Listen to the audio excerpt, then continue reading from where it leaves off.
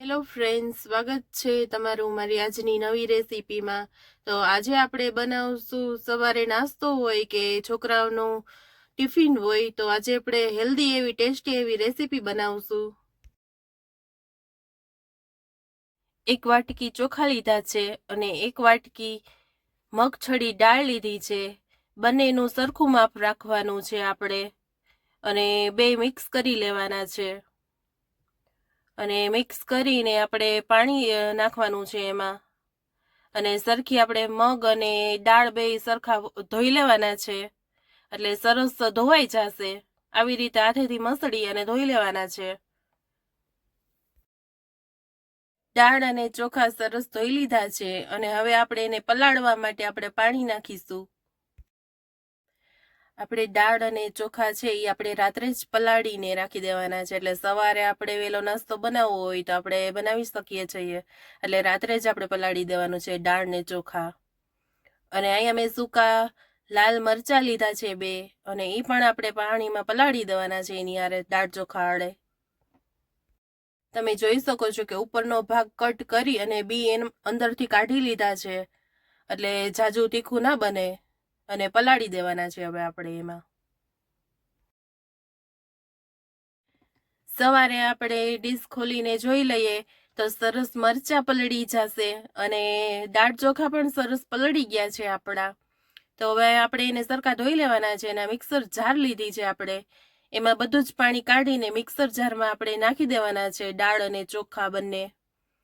અને મેં અડધો કલાક જેટલા પૌવા પલાળીને તૈયાર કરી લીધા છે, તો એ હવે આપણે નાખીશું. મેં અહીંયા પૌવા 2 થી 3 ચમચી જેટલા પલાળ્યા હતા, એ હવે આપણે નાખીશું. અને અહીંયા જે આપણે પલાળેલા લાલ મરચાં હતા એ આપણે નાખીશું, અને થોડુંક આપણે પાણી નાખીશું, એટલે સરખું આપણે ફેરવવામાં સરખું મિક્સ થઈ જાય. અને હવે આપણે ઢાંકણ બંધ કરી દે. આપણું બેટર સરસ તૈયાર થઈ ગયું છે. તમે જોઈ શકો છો કે ઘાટું સરસ એવું બેટર તૈયાર થાય છે. અને થોડુંક આપણે અડધો ગ્લાસ જેટલું પાણી આપણે મિક્સર જારમાં નાખવાનું છે, એની આપણે આમાં મિક્સ કરી લેવાનું છે. અને ત્યાર પછી આવી રીતે ચમચીથી સરખું મિક્સ કરી લેવાનું છે. ટમેટા લીધા છે, એ ઝીણા સાવ કટ કરી લીધા છે, એ આપણે એડ કરીશું.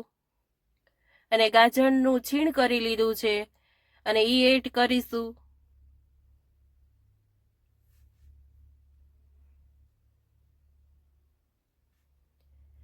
બટેટા છીણી લીધા છે, એને આપણે એડ કરીશું.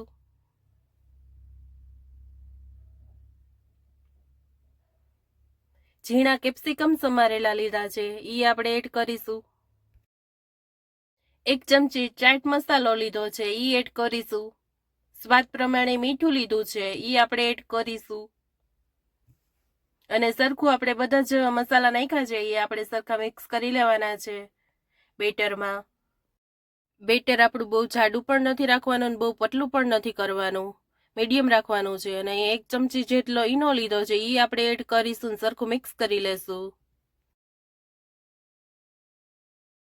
નોનસ્ટિક તવી લીધી છે મેં, અને એની ઉપર આપણે આછું તેલ લગાવવાનું છે.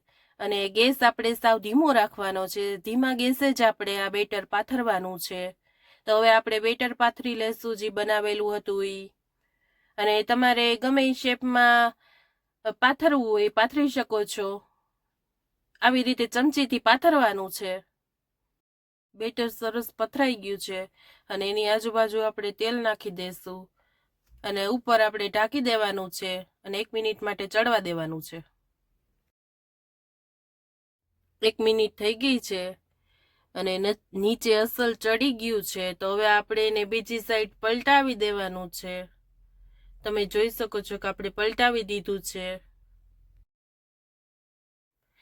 આ નાસ્તાની રેસીપી છે એ તમે ઘરે બનાવી શકો છો. સરસ બહુ ટેસ્ટી બનશે, અને બધાને જ ભાવશે, નાના બાળકોથી લઈને મોટાઓને. તો તમે જરૂરથી ઘરે ટ્રાય કરજો. તમને જો મારો આજનો વિડીયો પસંદ આવ્યો હોય તો લાઈક કરજો, શેર કરજો, ને સબસ્ક્રાઈબ કરજો.